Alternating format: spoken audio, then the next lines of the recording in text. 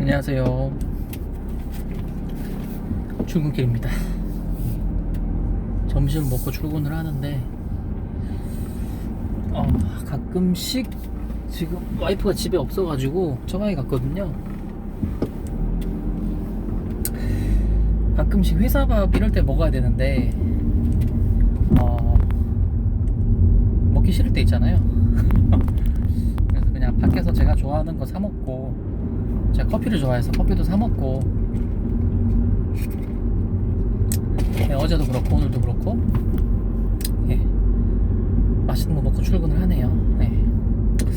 제가 비트코인에 대한 영상을 이제 몇 개 찍었는데 근데 비트코인이 약간 그런 것 같아요. 아직은 모두에게 인정받은 자리 잡은 자산이 아니잖아요. 그리고 아직까지도 뭐 노벨 경제학 상을 받은 경제학자도 비트코인은 이제 사기다라고 말을 하고, 워렌 버핏이라든지 미국 재무부 장관 이런 사람들이 비트코인을 굉장한 사기거나 잘못된 행위로 규정을 하고 있기 때문에 그러니까 세상의 엘리트들한테 인정을 받지 못하니까 아무래도 이것을 설명을 할 때 뭔가 제 자신이 뭔가 다단계 업자가 된 듯한 그런 느낌을 받아요. 제가 그런 분들의 글이나 이제 영상을 봐도 그러니까 필연적으로 그거를 깊이 설명을 하게 되면은 이것을 부정하는 그런 엘리트들에게 우리가 논리를 이제 뒤집어야 되니까 이제 서로 사기다라고 말할 수밖에 없는 거지. 그러니까 비트코인을 말하는 사람은 현대화폐가 사기다. 현대화폐 시스템에서 사는 엘리트들은 비트코인이 사기다, 이렇게 말을 하게 되는데, 아무래도 이제 그런 서민들이나 약자 입장에서는 이제 비트코인을 믿고 싶죠. 왜냐면은 언더독이니까. 원래 서민들은 언더독을 응원하거든요. 그게 자기 포지션이기 때문에 약자를 응원하는 게 재밌고, 또 자산도 마찬가지로 많은 개미들이 코스닥 자산을 좋아하는 것처럼 우량주를 하지 않고 좀 그런 면이 있는 것 같아요.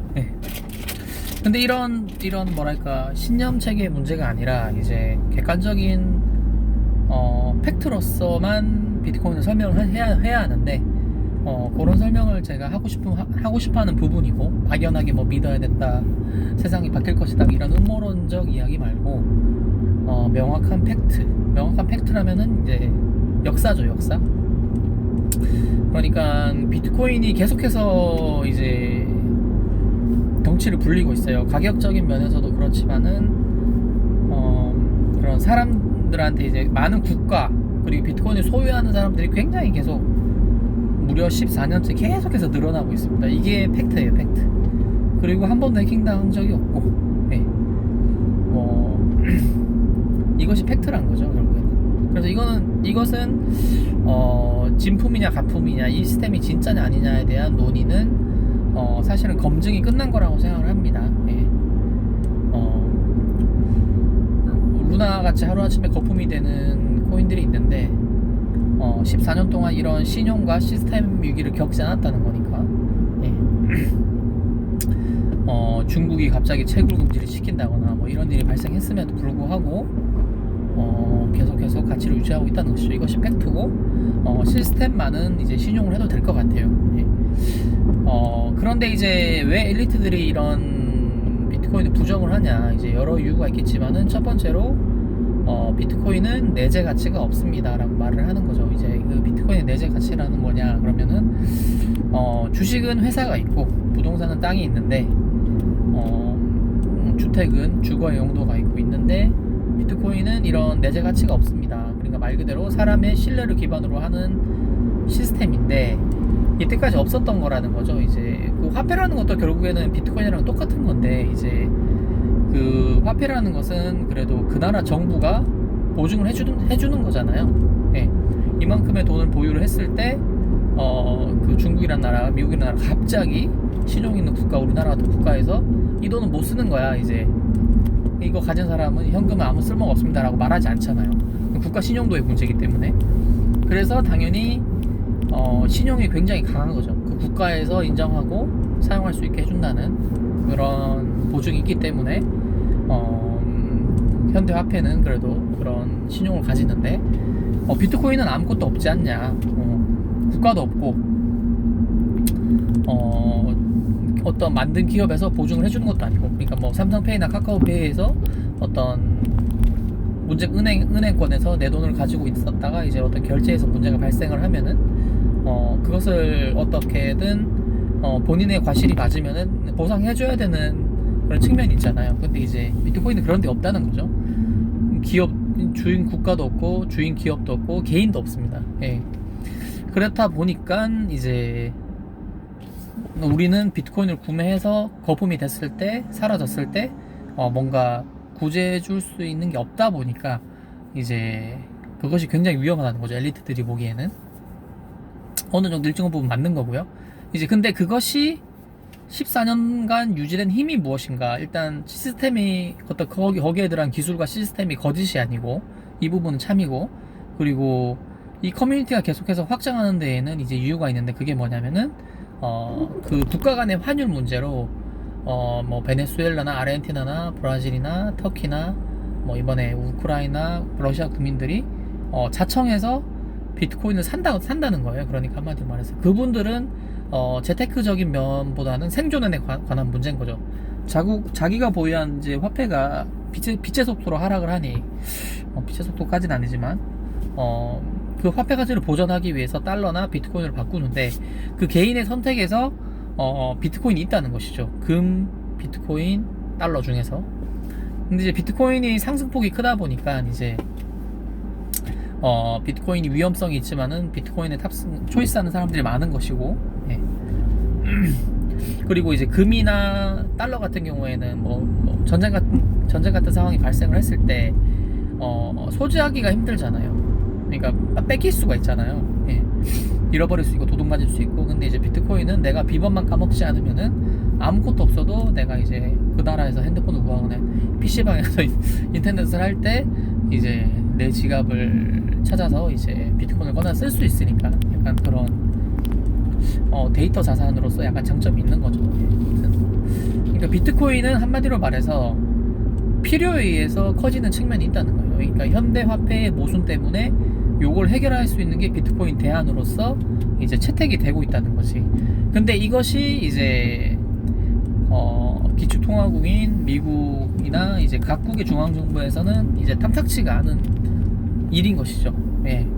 왜냐면은 이게 정말 대세가 되고 이제 기축통화가 바뀌어져 버리면은 중앙정부의 힘을 많이 잃게 되죠. 왜냐면은 중앙정부는 화폐 발행권을 가지고 있잖아요. 그래서 필요하면 추경을 찍어내고 돈으로서 여러 가지 일을 하는데, 이제 비트코인은 이제 자기 시스템 밖에 있으니까 이제 선호하지 않는 거죠. 그것이 커지기를. 근데 또 버릴 수가 없어. 왜 버릴 수가 없냐? 미국이 일방적으로 버렸다고 생각을 해보세요. 근데 그러면은 유럽이나 중국이나 러시아는 비트코인을 똑같이 버릴까요? 그렇지 않을 겁니다. 비트코인은 이제 달러를 능가할지는 모르겠지만은 기축통화, 그러니까 준 기축통화가 될 수 있는 가능성이 충분히 있어요. 지금 그런 입지를 다지고 있고, 그렇기 때문에 미국은 이 자산을 만약에 포기해 버리면은 자기가 앞으로 써야 되는, 쓸지도 모르는 카드를 하나를 포기해야 되는 상황이 되기 때문에 그 속도는 최대한 늦추되 자기들도 CBDC를 개발할 것이고 대안을 만들기 전까지는 이제 비트코인을 거부하면서도 또 끌고 갈 수밖에 없는 이런 포지션을 취하고 있는 것이 팩트예요. 팩트. 그러니까 자기들의 적이긴 한데 무시할 수가 없는 거예요. 그래서 이제 자기를 자기가 잡아먹힐 수 있는 괴물이긴 하지만은 뭐랄까, 이것을 자기가 버려버리면은 다른 국가에서 커져서 자기들을 집어삼킬 수 있기 때문에 자기 안에서도 자기를 잡아먹을 수 있지 않은 괴물과 동거를 하는 거죠. 예. 그래서 미국은 어떤 채굴이라든지 거래라든지 결제 시스템 개발에 있어서 사실은 굉장히 적극적인, 세계에서 가장 적극적인 나라 중에 하나예요. 그러니까 뭐 하나 예를 들면은 이제 미국은 페이스북이나 아마존이나 구글 같이 이 전 세계 IT 유통망을 점령한 국가잖아요. 모두가 유튜브를 하고 구글을 하고 뭐 구글페이, 뭐 애플페이, 아마존에서 결제를 하고 아마존 페이도 있고 뭐 페이스북도 있고 인스타그램도 있는데 전 세계인이 쓰는 이제 그걸 하나 소프트웨어를 가지고 있는 국가인데 만약에 블록체인 기술이 앞으로 결제 시장에 이제 뭐랄까 중요한 모델인데 비트코인을 무시하고 블록체인을 양성한다? 예, 그것은 사실 굉장한 모험인 거지. 굉장히 뭐 대안에 이더리움이라든지 뭐 에이다라든지 여러 가지 코인들이 있지만은 사실은 뭐 누가 뭐래도 코인들의 대장은 비트코인이고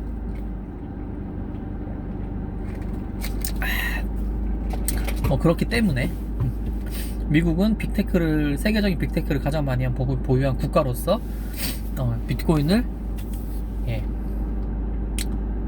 부정할 수가 없는 것이죠. 여러 가지 이유로 자기들이 빅테크 국가를 보유하고 있고 내가 비트코인을 버린다고 해도 중국이나 러시아가 비트코인을 하나의 중기축 통화로 만들어 버리면 자기들이 곤란해지기 때문에 자기들을 잡아먹는 괴물이지만은 불편한 동거를 하는 거예요. 예.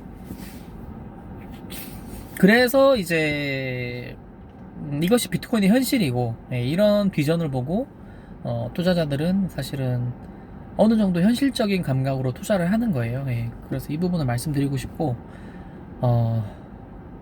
이 부분을 마무리 짓고 이제 제가 가격에 대한 부분을 또 추가적으로 짧게 말씀드리면은 비트코인의 가격은 어떤 것으로 결정되느냐라는 것은 이제 결국에는 주식처럼 어떤 영업이익이나 매출로서 평가되는 밸류에이션이란 것도 없고 여러 가지 뭐 객관적인 가격을 말해줄 수 있는 지표가 없는데 그래도 객관적인 게 있다면은 비트코인의 원가라는 것이죠. 원가. 비트코인의 현재 원가는 얼마냐? 그러니까 비트코인을 지금 한 개당 채굴 했을 때 비용이 얼마나 드냐라는 문제로 접근했을 때는 제가 봤을 때는 미국 같은 선진국에서 이제 좀 가격이 비싼 전기로 채굴을 했을 때는 뭐 장비 비용, 감가상각 같은 뭐 이런 여러 가지 비용을 포함을 해서 제 생각에는 2천만 원 미만 정도인가.